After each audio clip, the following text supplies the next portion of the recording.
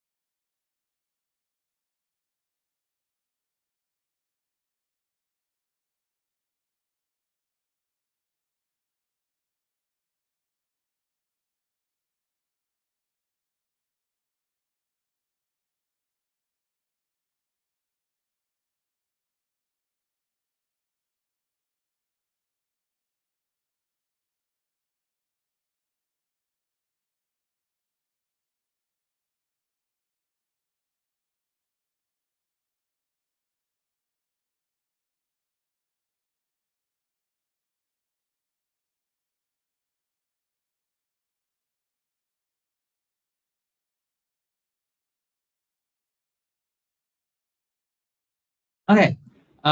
Yeah. So let's start. I think today we only have about half an hour, a bit more. So I think the good place to stop is at vector space, and I will try to introduce vector space in a non conventional way. Okay. But hopefully I don't go into too technical, and I try to keep all of you intact, hopefully. Okay, if you lost somewhere, please just feel free to stop me. Okay.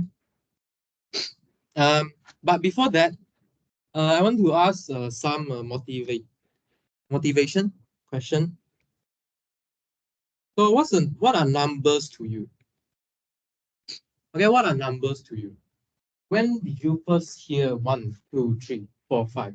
Okay, maybe you are not from an English speaking environment.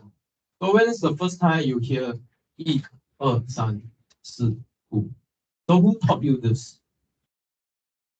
Who taught you this? Okay, try and think about it. What's the use of number? Okay, what's the use of number? So I'm trying to give you a big picture, which is yeah. Let's see if I can full screen this. Better? Everyone see? Okay. So I'm trying to show you some very uh, advanced ideas, but I don't want to go into too much detail. So, what are numbers to you? Anyone share? What are numbers to you? 1, 2, 3. 今天 it's right. How many? Right. So maybe the first guy who taught you will be your Max, will be your father. That what this is an apple, one apple, two apple, okay, or orange. If you three orange, yes. First one is the Vedic math. The second one is the Singaporean math. Okay. But most of it is mostly from. Okay. That's fine. But yeah. So yeah. So what's numbers to you?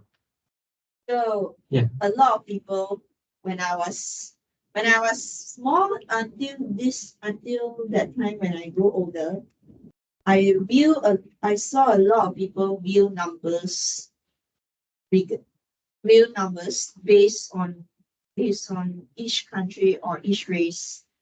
But for example, the Babylonians and those Aztecs who use the sundial and. Yeah, sure. I mean, the question is you. How about you? Are you Babylonian? Pardon? Are you a Babylonian or not? Right, it's you. The question is you, about you. So what's numbers to you?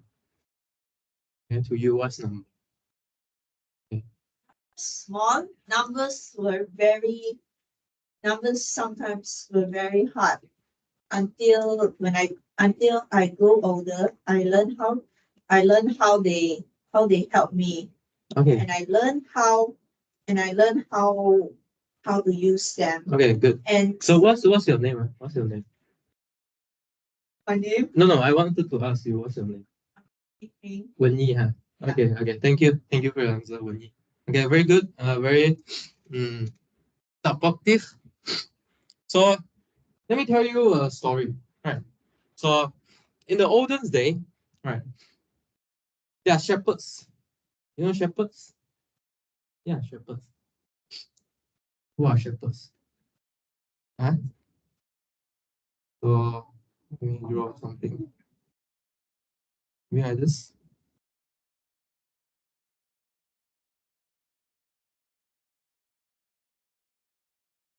Okay, so let's say we have a shepherd A and a shepherd B.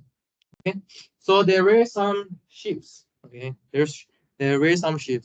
So maybe I draw the sheep like some cloud. Okay. So the question is, who has more sheep? Right. So let me finish the sheep first. So who have more sheep? So how do you determine who have more sheep than the other? Okay. What you can do is, I got one, you got one, I got one, you got one, I got one, you got one, I got one, and then you have more than me. Right. So what's the invariant we can get from this two set here? Okay, so we can attach number to this set of sheets here. Right. So for example, the first one we can attach the number 5. Right. For the second one, I can attach the number 6. And we know that 6 is larger than 5. Okay, so numbers are invariants of a set. Okay, we count how many elements inside the set. So once you have this number, I don't need to bring all the sheets for you. I just tell you, I got 6 sheets. How many sheets do you have? I have 5. Then immediately for numbers, we will know you have one more than me. Okay, so you can see that on the sheets, we have maps. Okay, but on numbers, we don't really have maps. Although we have order. Okay, we know that 5 is less than 6, but there's no extra structure. Okay, but on the sheets, maybe you can build a map between these sheets here. Okay, is that okay? So this is a basic idea behind category theory. Okay, if we have chance, maybe we can talk about it later. Okay, if we can go further into QFT. Okay, so let's finish QM first. Okay, so you can see that there are a few mathematical structure I have touched here. So I've touched set here. Okay, I've touched numbers here. I have touched map here. So these are the basic mathematics objects you must know. And then these are almost all the almost constitute the whole mathematics subject. So you need to know whether one thing is a set, okay, or it is a function. Is it a map or is it a set? Okay, so you need to ask these two questions whenever you met any mathematical objects. Okay, so let's go into some formalism. So let's start with easy set theory. By the way, I haven't gave lecture for a few months, or maybe a bit rusty, because I was on leave this semester. Okay, so let's start with set. Okay, so in this following discussion, I will be quite formal. Okay, most thing I say must have a definition. Okay, when I talk about set, I need to tell you what is set first. Okay, and I hope this will be carry on to our future discussion. Okay, so just now there's some there's some doubt by Dr. Ling, right, saying that some argument is quite circular. Why is it circular? Because you haven't really defined things first. Okay, when you talk about Hamiltonian, you must first define what's Hamiltonian. Okay, and then derive from there. You can start from different meaning of Hamiltonian, that's fine. But you have to start somewhere. Okay, and then tell people what you want to achieve. Then things will not get into circular easily.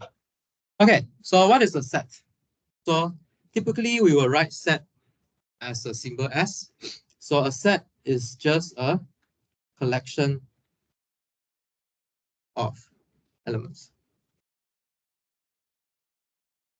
Okay, it's just a collection of elements.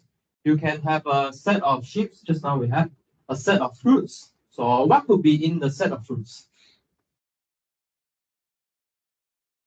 Apples, yeah. Potato, is potato a fruit? I think so. And then tomatoes, okay. Pineapple, okay. Bananas, pears, watermelon, okay, there's a lot. Okay, so these are set. And we would say that we will write little s is in the set X. Okay, if the set S contains the element S, or the element S is in the set capital X. Okay. So why we write like this E? Because it's an element of, I represent the E element. Okay. S is in X. Okay. So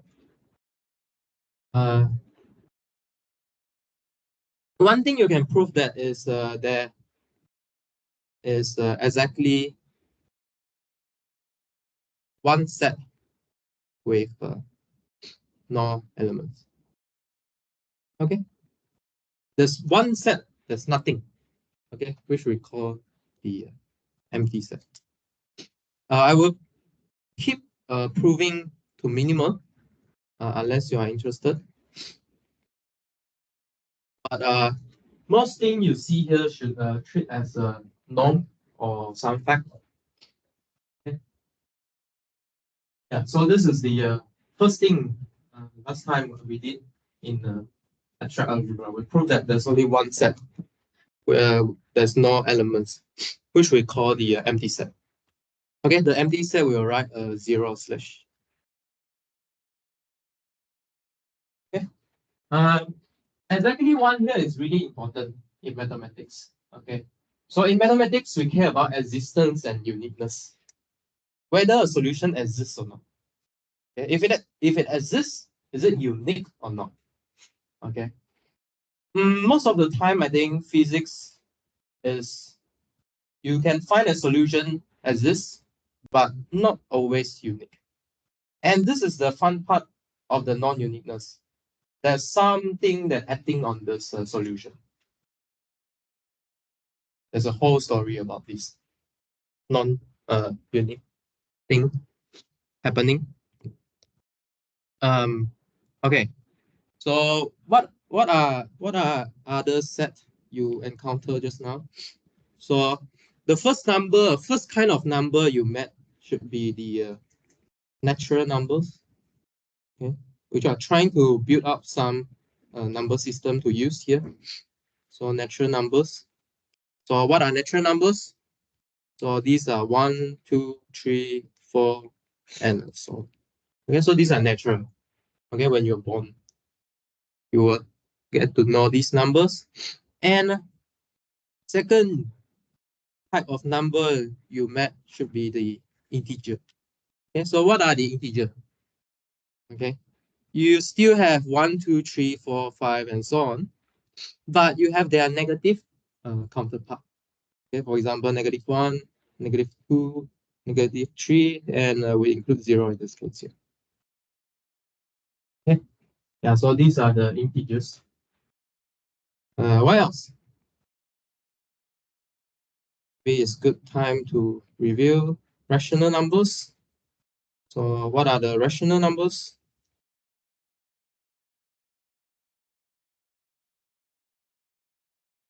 Okay, so what are the rational numbers? So rational numbers are the numbers that can be written as a fraction, p over q, okay, such that p is in z, and q is in the natural number. Okay, or you can think of a way that rational numbers can be written as a ratio of numbers. Okay. But note that this two ratio here is in one of them is in z, one of them is in n. Maybe you can ease this definition a bit. Maybe you let q in z. Then you will allow some number like -1 over -1. What is -1 over -1? It's just 1. So you need to introduce more formalism to get rid of this. So in fact, this rational number should be introduced better using equivalence relation.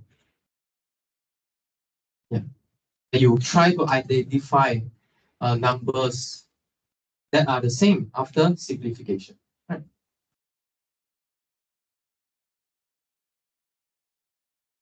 Let's see. Okay, after we're talking about set, then we should talk about function now. Okay. So anyone know what's the function between two sets? What is function to you? A mapping? Yeah. So what's the mapping do? What does a mapping do? Okay. Okay, sure. Okay. It associate different elements in different sets. So what's the precise statement here? So a function, or sometimes we call a map or a mapping, okay, from a set x to s prime, is an assignment. Okay, it's an assignment.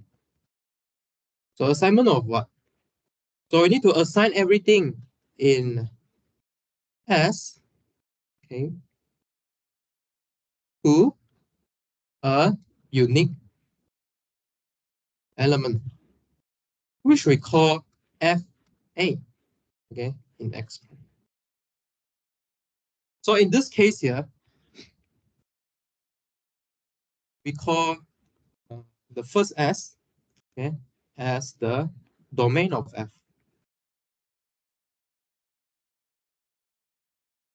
And S prime as the codomain of F.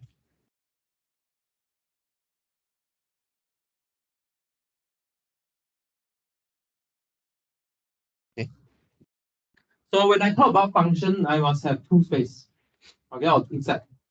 Domain and codomain.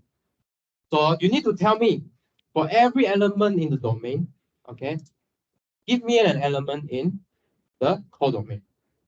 You only can give me one, okay, for each of them. We don't accept one-to-many function. We only accept one-to-one, many-to-one as a definition of function. Okay. Is it okay if I use many-to-one, one-to-one? Can you picture what I say? Okay. Yeah. Right. Okay. Yeah. So function, the output can only be one thing. Okay. You cannot give me two things. Okay. Because if I map 1 to 2, so which one I'm going to match to? Right. So there's an ambiguity here. Function doesn't allow this. Okay. But a lot of things can be mapped to one thing. That's fine. Because everyone get one output. That's fine. Okay. So this is a function. So just now, Alistair talked about some property of function. So you should have learned a function can be what? Can be injective or surjective. Okay. So what is injective? What's injective? Or maybe another word, one to one. What is one to one?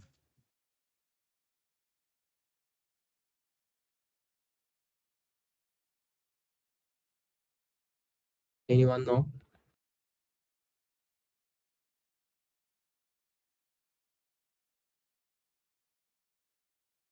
Yeah. Yeah. So this is a max definition. So a function is injective or one to one. Okay. If FA equals to FB implies A equals to B. So what does this mean? So if I send A and send B to the same place, then they should really come from the same thing. A must equals to B. So one is get sent to one. So maybe let me show you one example here. One-to-one map. Or maybe a map between four elements here. So this is one to. And if you send an object to the same thing, that's coming from the one thing. Okay. So this is a one-to-one map. So something that's not one-to-one would be something like this.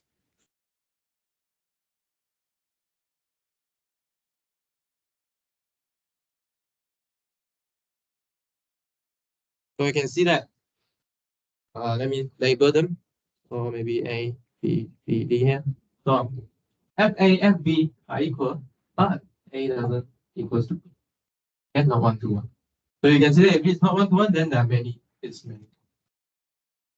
Okay, so this is injective. How about surjective?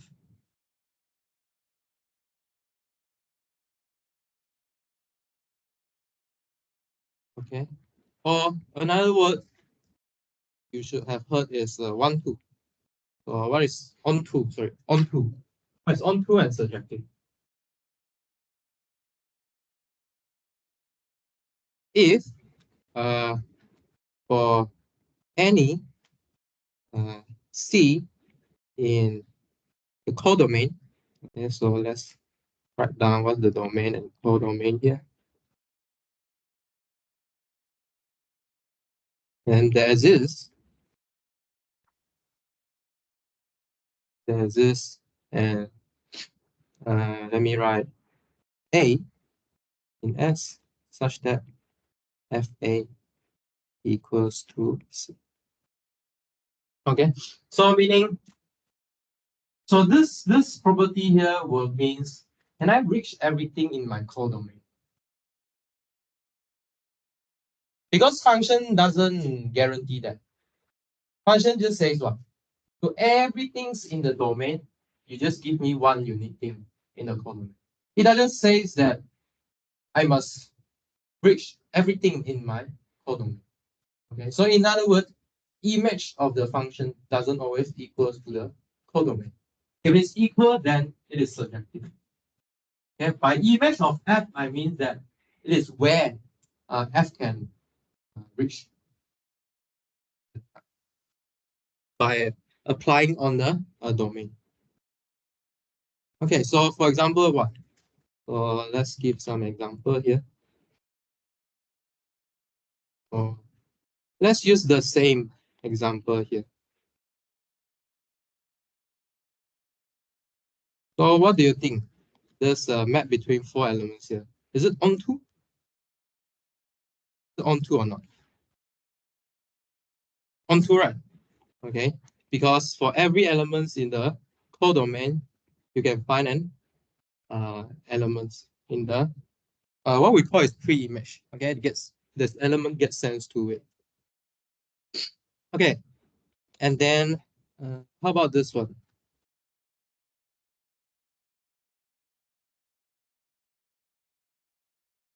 Let me differentiate it better. Is the second one onto or not? Not onto, right? Because there's an elements in the codomain such that there's no elements in the domain yet. Right? Okay, so this is not onto. Okay, so this is injective, surjective. So why do I do this? Why do I want to introduce this two property here? So we will call that, well, can we call, so definition, a function is bijective if it is one-to-one and onto. Particularly, it is injective and surjective. So returning to the opening example we have just now. So how we determine that who have more ships here? What you have used is you trying to build a bijection. Okay, you try and build a bijection, but you fail.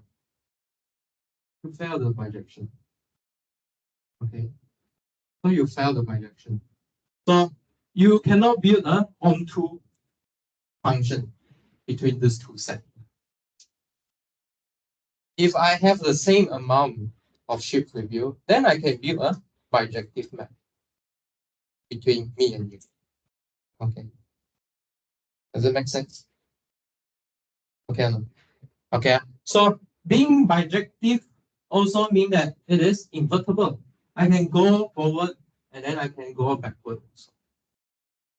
Okay, so sometimes you'll see that a function is bijective, then it is invertible.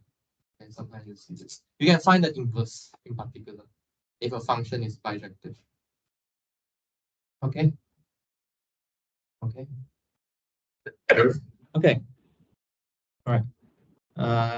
I'm not trying to test you, so you just absorb whatever you can. Okay. Yeah, there's no exam here. Okay. So we're trying to count things. So let's introduce cardinality.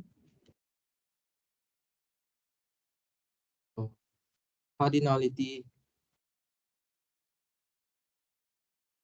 modulus x, okay, of a set S, okay, is the number of elements in S. Okay. So when we talk about cardinality of set, it means the number of elements inside them. Okay. So when we got a set, we want to count how many things inside them. How big is the set? Is so far we can only count what's the element there. But later on, we will put more structure onto this set. And then we can try and play set with structures. So this is a cardinality of X. And we'll say that if this number here, okay, is some natural number or zero. And so if this is finite, then we will say that the set S is a finite set. Okay? And otherwise, it is infinite.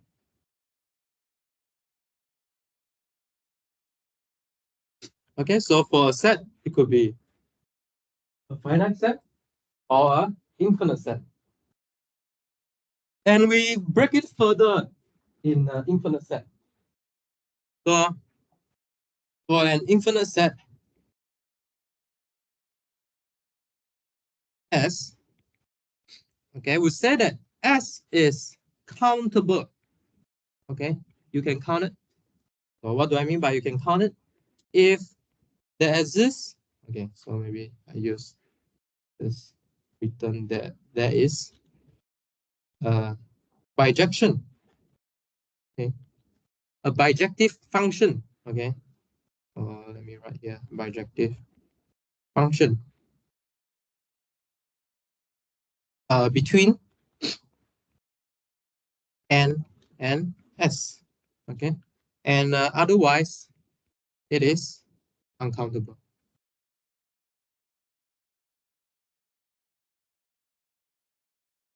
So the famous example the math student should learn in the analysis course is prove that Q rational numbers is countable. And I haven't defined for you what is R, but the real number is uncountable. I haven't defined R for you, but what is R for you? What's real number? What are the real numbers? 1, 2, 3, 4. 1, 2, 3, 4 is natural number, right? So what's inside real numbers?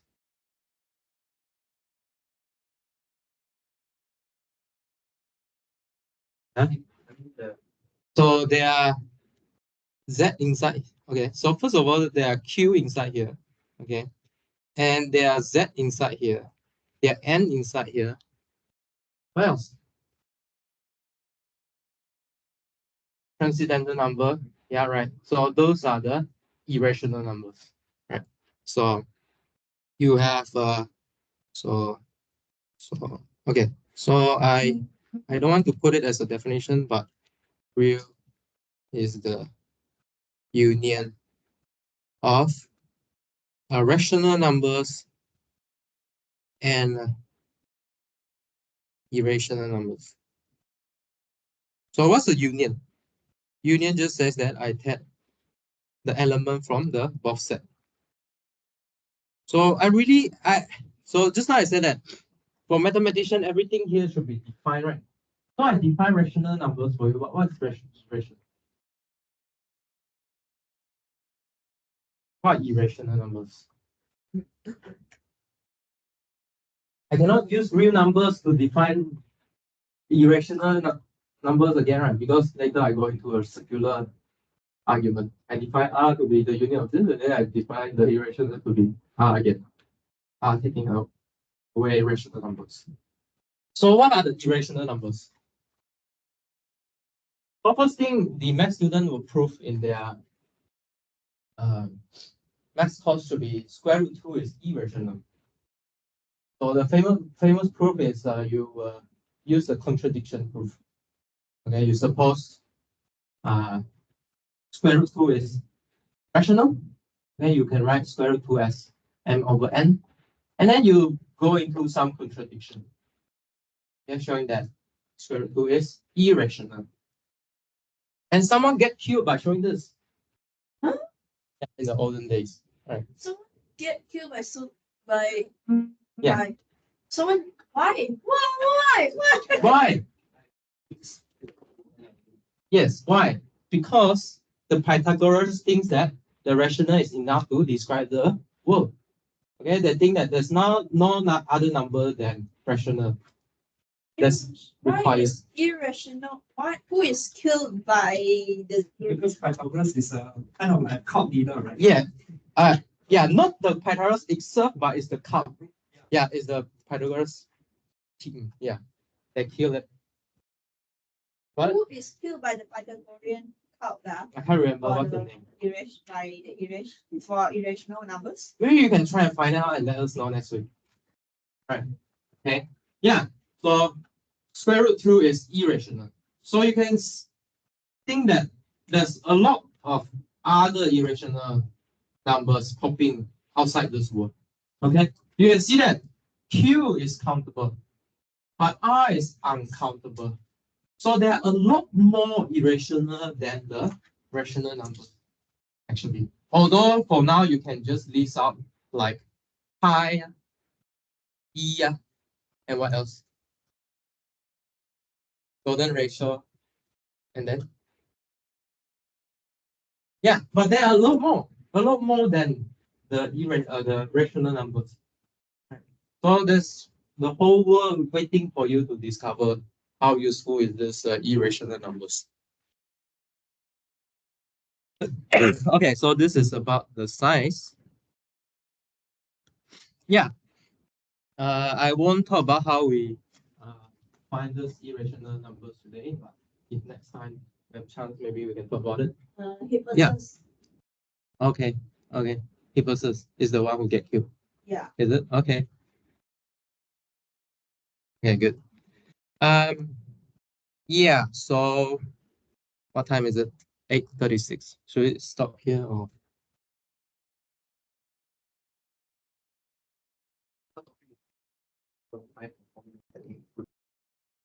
Yeah, maybe we should stop here. Maybe we left the groups to next time. Yeah, so this is about set, and then the sign of set, and then function. And then hopefully next time we'll put more structure on the set, and then we'll see. I think the main player inside QM should be Hilbert space. So hopefully we will reach there. And then the math session will be finished up at the by showing the generalized Heisenberg uncertainty. Do you think that it's better if we release the notes to you before the seminar? We can release, but we want to say that it's not complete, but just to give you an idea what kind of thing we would cover. Is it fine for you? Yeah. It's good to show. Yeah, I mean, the notes is something like this. So we try to write some notes before we came to present. So we try and decide what is important thing to know about QM. Yeah. So It's that set of notes. yeah, so we haven't released it, but we plan to do it soon. Okay, so that you have a better idea what kind of topic we were going to say. Let me see. Like to the content. Why is it not moving? Let me see.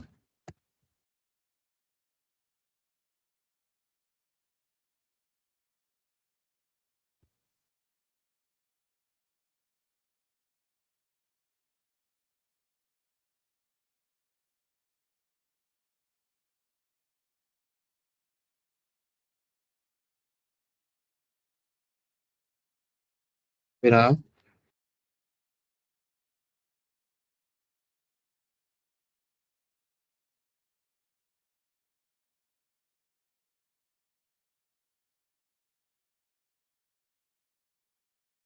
Yeah, so wait, let me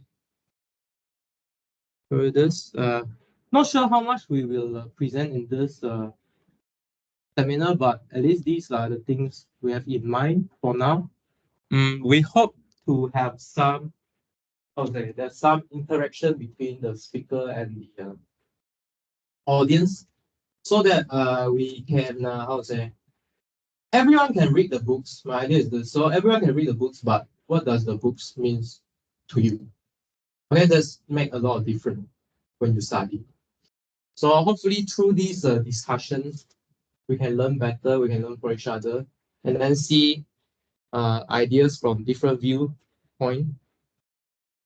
Yeah, so this is the main goal. Is it okay or not?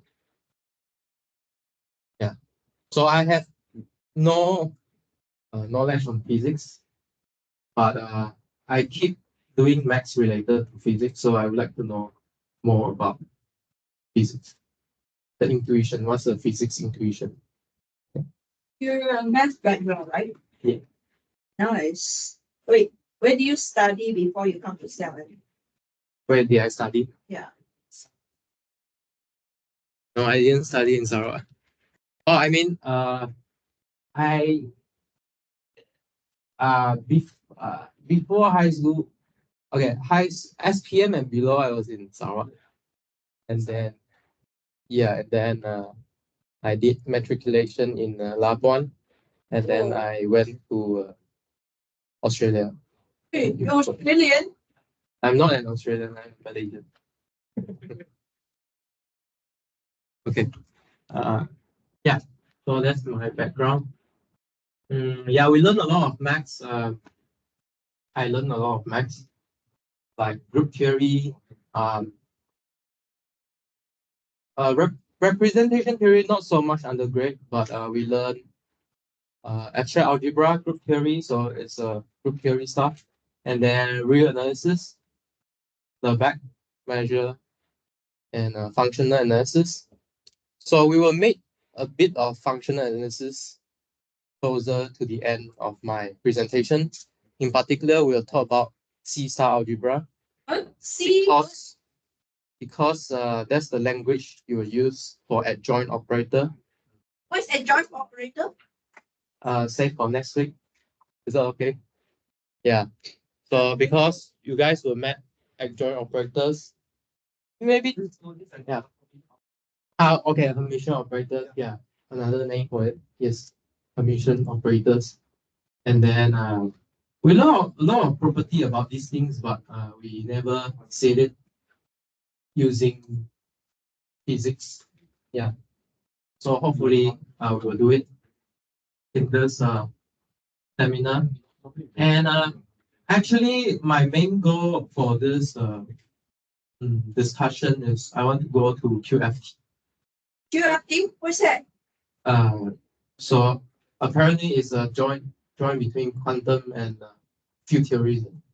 Yeah. Yeah. Quantum field theory. Yes, it's a quantum. Special relativity and quantum. Yeah, special. Yeah. But at that time, I didn't know that this is actually a combine of two fields. I thought QFT is another field. But because I was interested in gauge theory, And for mathematician, gauge theory is really hard. It's a really hard subject. You need to almost know every branches of mathematics before you go into gauge theory. Or actually, that branch is called symplectic geometry, and this thing is widely used in the QFT. So hopefully you can go into it in the near future. Okay, so any question or not regarding this mathematics formalism? People? Yeah, yeah. How do you get the uncomplicated? Yes, yes. So if you want to show that real numbers is uncountable, so you try and list them down one by one. Okay, and then you what you say, use the Cantor diagonalization argument. What do? Is I pick a number from each decimal representation, okay, from each number, but at a different spot. And so I take one number from the first spot of the first number, and then I take the second number from the second spot of the second number, and then so on. And then I build a new number which is not listed there. Because my argument is I try and list down all of them. And then I still can produce you another extra one. So this is a contradiction. Because at first you already said that I can align everything. I can list down everything already. But I use this argument to produce a new number, which you never aligned before, not listed before. Yeah, that's the famous argument to show something is uncountable. And yeah, so for vector spaces, I haven't tell you what's the property yet, but most probably you have heard it from linear algebra already and keep using it. So for vector spaces with finite dimensional case, there's nothing to not know about them already. We know everything about finite dimensional vector space, but the problem is infinite dimensional vector space. How do we start? I haven't introduced the definition, but we'll see it in the next sharing. Okay. Finite dimensional vector space, we know everything about them, but how about infinite? And then why? Why most of the physics setting works in vector space? This is something should be discussed. Why is it good enough for physicists to describe the things?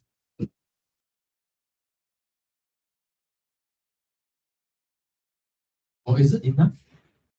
I don't know.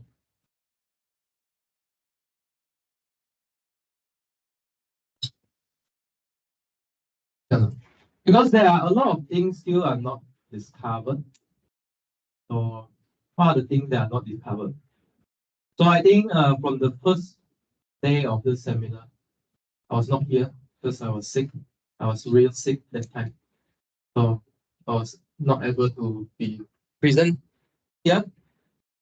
But you can hear from Alistair talk that almost Newtonian and electromagnetism, right, is enough to describe everything happened in this earth.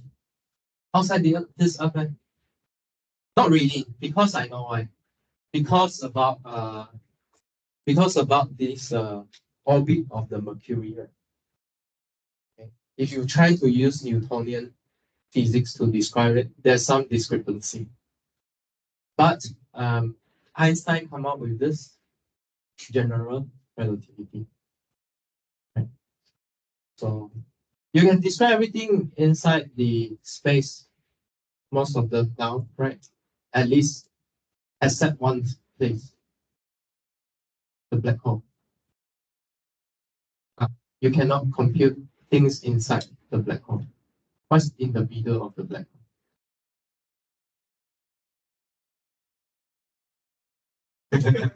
So at least let's say ask Dr. Lim what's inside black hole. Actually, you can put inside. Uh-huh.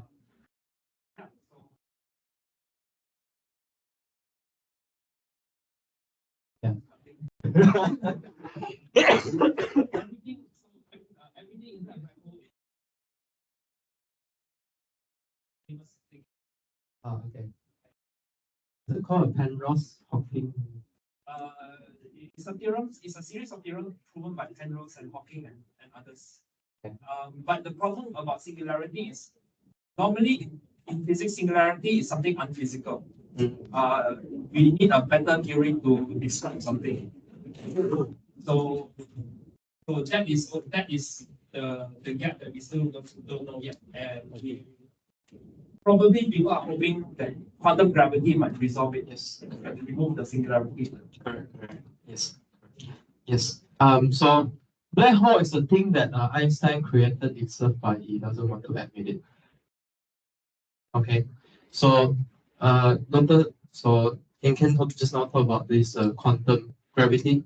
This is also the point that I hop into this here. So how do you incorporate gravity with quantum? Okay. So just give you some heads up is that in the frontier on higher representation theory, what we do is we try to develop graphical calculus. And we try to write map between objects using string. Okay, maybe it's a decorated string, there's some color toward the string, but we try to use string diagrams, okay, to write down what's the map between objects. And these objects, for the professionals, so these are the representation of some algebra. So meaning these are the vector spaces, okay, we will go into next week.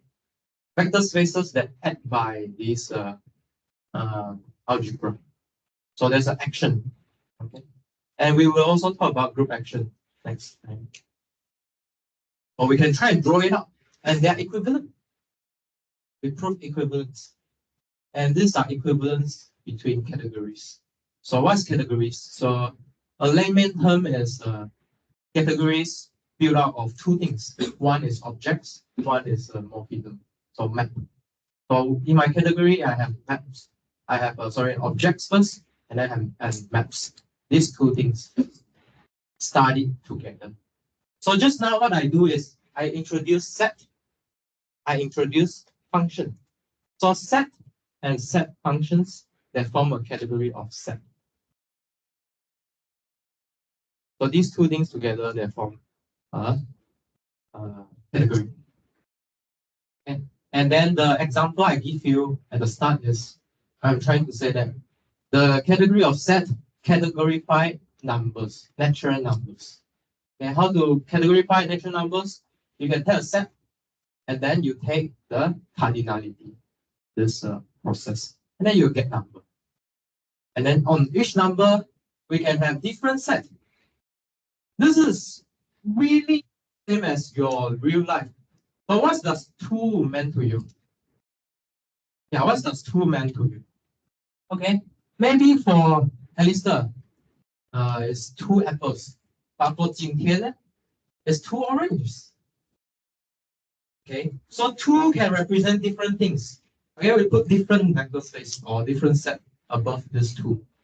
Okay. But this 2 set here will decategorify. Okay, we pull down the structure to numbers, decategorify to numbers. So this is just numbers, and we can do other fun stuff. We can categorify polynomials. We can categorify rational numbers and so on. Okay, with different mathematical objects. And so this is what we are doing. So hopefully we can learn more physics and then try and put these maths together and see how to describe the world better. Okay, so I think our maths education now stop at like calculus for a long time. Like, maybe we need a new maths now. Who knows? There are more maths public physics next. I mean, maths for public. Right? So like up to high school, you are forced to learn derivative. Are you forced to learn vector space? Or not? I don't know. But yeah. Thing to ponder upon. But of course, this thing need to be done at least at the university level. It will get more generalized. Prepare myself for university is despite having you know like going to how am I going to like all those maths and physics students despite having a physics and despite having a only literature focused background in education. I mean, for university level, right, the learning is kind of very independent. So the uni or the lecturer are just a guiding principle. You have to do a lot of research. You have to learn a lot. Yeah, kind of. But About yeah. Any open question? Yeah. My question is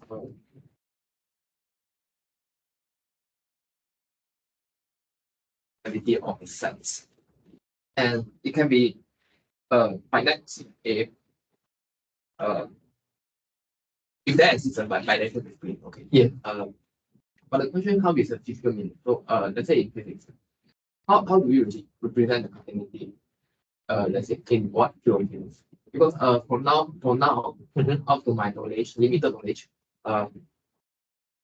would I say that standard, for example, like standard basis can be in a set, and we define that the set, the continuity to be bijection, and because it's finite, so that there is a bijection. So in physics there are so far in classical or in other field, I'm not sure. Let's say for example in classical there are up to 3 bases as like that. So could I say that the identity the continuity, the number of continuity is just 3 in classical? Okay. Okay. So this is a very good question. Okay, so this question actually can just reduce to the case of R first. Okay, let's don't look at 3-dimensional vector space. How about 1-dimensional here? 1-dimensional vector space R.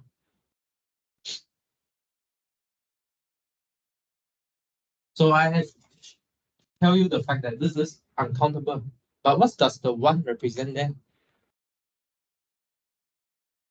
What does the 1 represent then? So I already tell you there's uncountably many elements. But how about the 1? What does the 1 represent?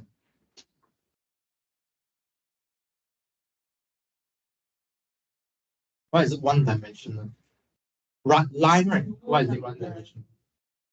So how do you get to so many uncountable elements from one thing? What do? You multiply by scalar. This is the thing you are allowed to do when you are in the vector space. So in vector space, what can you do? You can add elements. You can multiply by scalar. So this is a nice thing about vector space. So when you study about such a big set, but you reduce it to just to study the basis is enough. Okay, but what I talked about just now is infinite dimensional. How about this basis? You still need infinitely many elements to represent it. How? I don't know. We don't know. We haven't found a better structure to include all these infinite bases yet. Maybe there are better structure that make this set or other set which is finite to study, who knows? But not yet for now. Okay. So you can think that vector space is a convenient way to study some infinite set with the structure of vector space. But what's the structure? I haven't told you yet. What's the property of vector space? I haven't told you yet. If you want to find, there's like, I think you have seen it, the 10 definitions of vector space. But I will try and break it down next, hopefully in the next class, maybe in the way that you never seen before, and try to tell you why the 10 definition makes sense. Okay or not? Yeah. What is the difference between space and time? What's the difference between space and set? For now, space and set are the same. Okay. But when we talk about space, maybe sometimes we talk about what's the manifold. Vector space is a different set, a different kind of space, a different kind of set. And what kind of space? Metric space. If I can measure distance, we call it metric space. And so space need to come with adjective. What I want to say is space need to come with adjective. But if it is a space itself for mathematics, is almost similar to set. So when we talk about some space is a set. Set with what property? Is a set. For max, yeah. So we will try to make everything precise. Like Euclidean space, maybe you heard about this Euclidean space. So what is Euclidean space? It's really just a vector space. Vector space over R. The scalar live in R. So really you can just reduce these spaces to their own property. What kind of a property you want on this Euclidean space?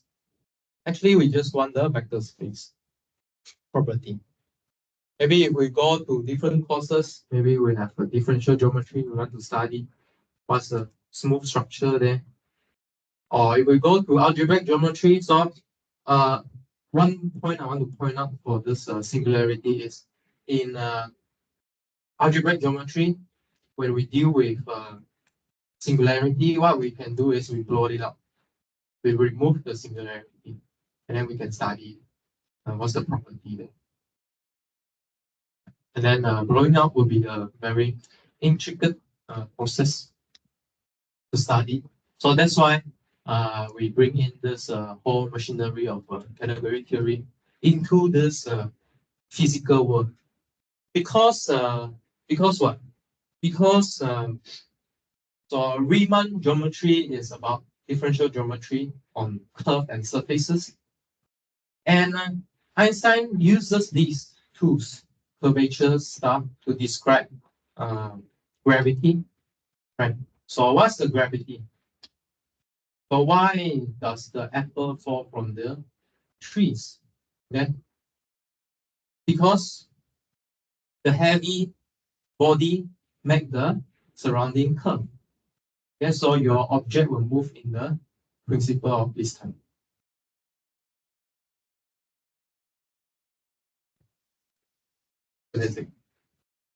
So this is the whole story of Riemann geometry. How about quantum now? What kind of mathematical theory we need to put in? So we have another parallel, very how to say, parallel mathematician to Riemann, which is Grothendieck. So he introduces category theory to try and provide a better framework to study every spaces, not just smooth one, discrete one. He also want to study, and this discrete one is the one that physics needs. Yeah, because when you go into the time before Big Bang, or almost when it is a Big Bang, things are discrete. Maybe, yeah. That one I don't know. But things happening in a Planck scale.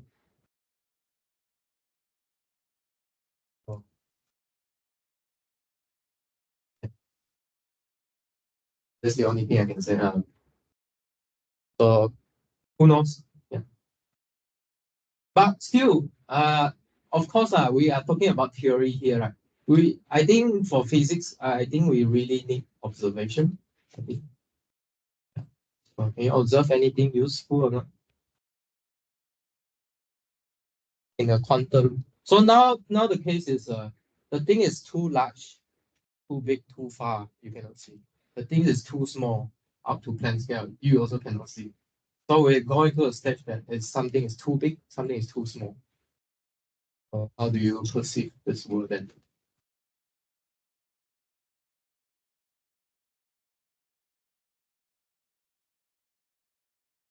Okay. Any other question before we finish up?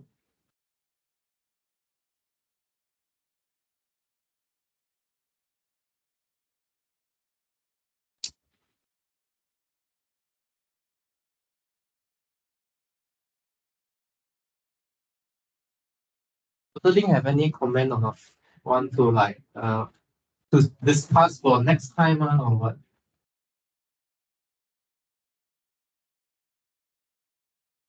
I mean it's something like we don't really need to add like anyone is free to come in front and present it like just now.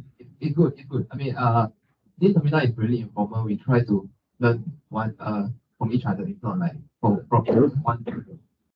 So I mean if next week if you want to add on something to who knows you can just Yeah. keep it in. So I Yeah, can so I can arrange it. Yeah. You see my note next. I mean, you can talk about something that's not, how to say, not professional, not professional, because we are not like trying to like judge or what, but I try to like, how to say, trying to get ideas. Yeah, I think it's a very hard time when we run out of ideas actually. And I met this hard time when I do research. So yeah, it's kind of a very lonely process. So so you imagine a person that always asks questions but run out of questions. So things will get really, really hard when you get along. Huh? Yes. I mean, yeah. So yeah. And I know this is something that the Asian student lack of because I also don't like to talk to people. Wait. Yeah. Does it mean that Ah. does every Asian student have a problem of I mean mostly, not everyone. Mostly. Yeah. why? I don't know. You ask your friend.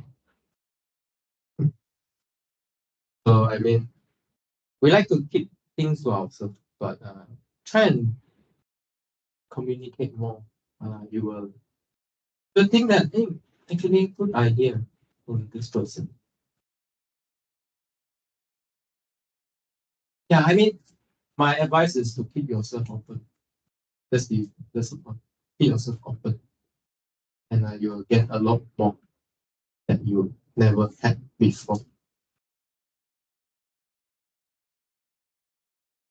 Okay, so if you have other problems, right, you just message the physics team. I think we should really thank them for running this seminar, because otherwise I won't see you also. You won't see me. Why? Why? We have no chance to see her. But I think I saw you in several occasions before. But anyway, so yeah, we should really thank them for running this. And if you have any input, like I think most of you took QM before, right? Is it? Yes. So you can try and raise up some insight there when you study. What do you learn? or during your study, I think this is not too clear. At least on the math side, I can tell on physics, I don't know. But you can try and raise it up. And then we have the The problem get is. yeah, let me finish first. So we can get the issue, discuss together, and we also have here if we need a proper introduction. Then yeah, so you have a lot of resources, but the problem is how you use the resources. Okay. How we put resources. Yeah, so I mean, we are here to like just to learn new knowledge, nothing. That's all. And so try and make this seminar as useful as possible to you.